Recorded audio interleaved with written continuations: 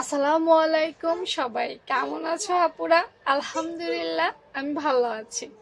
আজকের ভিডিওতে আমি তোমাকে লেস লাগান শিখামো। এখন অনেকেই বলতে পারো আপু লেস লাগান তো খুব সহজ, এটা আবার শিখতে হয় নাকি? আমি কি কমু জানোনি যে যেইটা আসলে খুব ইজি সেই জিনিসটা আপু তোমাকে শিখামো না। আপু আজকে সত্যি একটা ইউনিক টেকনিক শেখামো। যারা জামাতে লেস লাগাতে গিয়ে সুন্দরভাবে লাগাতে পারো না, অর্থাৎ দেখবা যে লেসটা ফুলে যায় বা কাপড়টা ফুলে যায়, পারফেক্ট ফিনিশিং আসে না, তাদের জন্যই কিন্তু আজকের ভিডিওটা দেখলে কি উপকৃত হবা। আবারও বলি, একদম যেটা সহজ ওই জিনিস আপু তোমাদেরকে দেখাবো না, অবশ্যই ইউনিক কিছু দেখানোর চেষ্টা করব। আচ্ছা তুমি যাও বাবা, আমি একটু এটা দিয়ে যাও, আমার ফিতে ইয়ে দিয়ে যাও। ওমা এটা দাও, এটা দাও, আমরা ভিডিও করতেছি, এটা দাও, এটা দাও, ছাড়ো।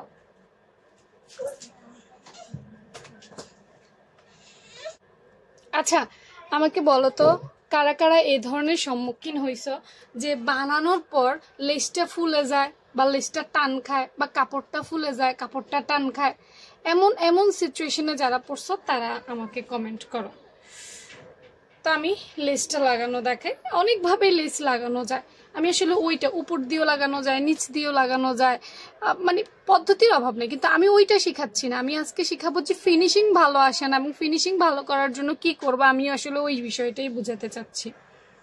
দেখো উল্টো দিক না, আমাদের লেসটা টোটালি থাকবে হচ্ছে এই যে, লেসটা এভাবে থাকবে। হ্যাঁ, তো এভাবে থাকলে লেসের কিন্তু অনেকেই বোঝো না, সামনের পিঠ এবং পেছনের পিঠ আছে লেসের, খেয়াল করে কিন্তু লাগাতে হবে।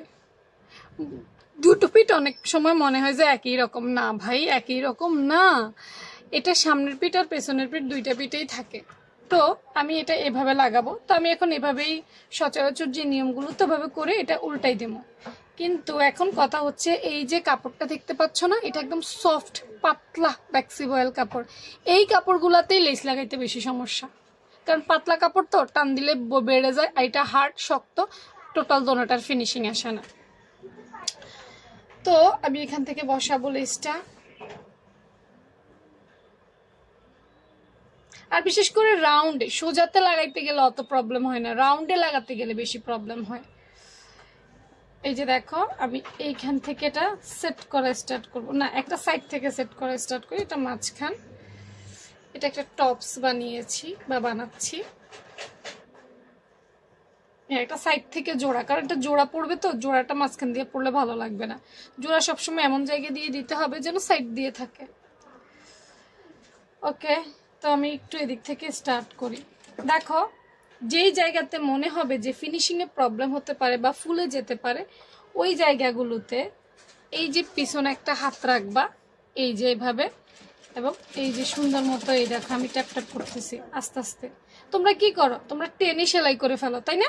না, টেনে সেলাই করলে ওই লেস ভালো আসে না। আমি এবং তোমাদেরকে এখন ইনস্ট্যান্টই দেখাবো। এই আমি এই যে আমি কি করতেছি দেখতেছ, মানে পেছনে একটা আঙ্গুল দিয়ে কি করতেছি ওটা দেখছো? সাইড ফাড়ার একটা টিপস দেখাইছিলাম, মনে আছে? আচ্ছা এই দেখো, এই যে আঙ্গুল আমার, হ্যাঁ দেখা যায়, এই যে দেখো আমি পিছনে হাত, হ্যাঁ এই আঙ্গুলটা দিয়ে কি করি দেখো, এই আস্তে আস্তে আস্তে আস্তে। দ্রুত চাইলে সেলাই করতে পারি, কিন্তু ফিনিশিং ভালো আসবে না, তাই দ্রুত সেলাই করব না, আস্তে আস্তে করব, দ্রুত কাজ খারাপ হয়। এই যে আস্তে আস্তে করব।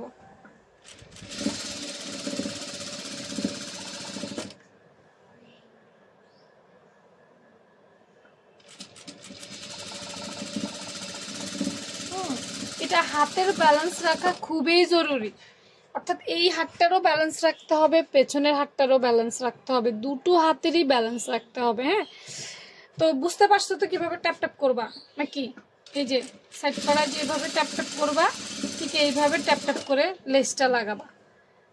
তো আমি পুরোটা লাগাই ফেলি, কি বলো? এখন তুমি করে যদি আমি পুরোটা লাগানো দেখাইতে যাই তাহলে তো অনেক টাইম চলে যাবে, অনেক টাইম চলে যাবে না? তা আপু পুরোটা শেষ করি, ফাইনাল লুকটা দেখাই যে এভাবে লাগানোর কারণে আমার কেমন হয়েছে।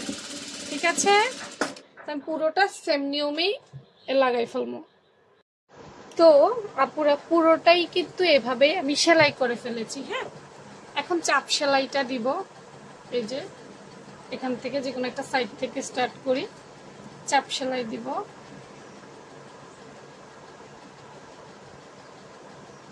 মোটা লেস হলে তুমি 2টা চাপ সেলাই দিতে পারবা, আর চিকন হলে একটা দিলেই যথেষ্ট।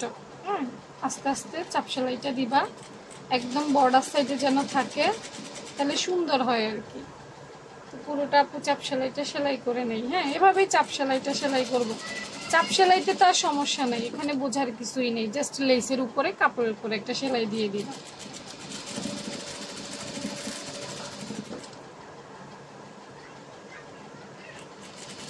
তো লেসগুলো আসলে স্মুথ না, মেশিন হাঁটতে চায় না, তাই একটু ধীরে ধীরে করবা। দেখো আজকে আমি যে পদ্ধতিটা তোমাদেরকে দেখাইছি, বারবারই বলি এই পদ্ধতিতে হাতের কন্ট্রোল খুব বেশি প্রয়োজন।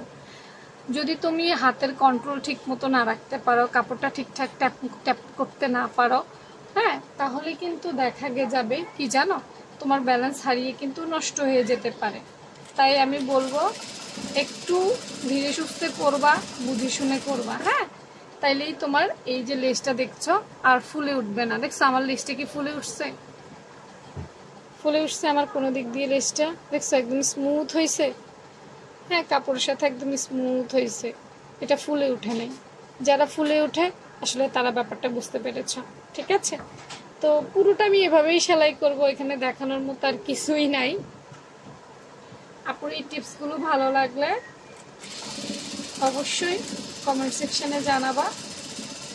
আর এভাবে কারা কারা সমস্যায় পড়েছ বা সমাধান করেছ সেটাও আপুকে জানাইতে ভুলবা না। হ্যাঁ, আল্লাহ হাফিজ।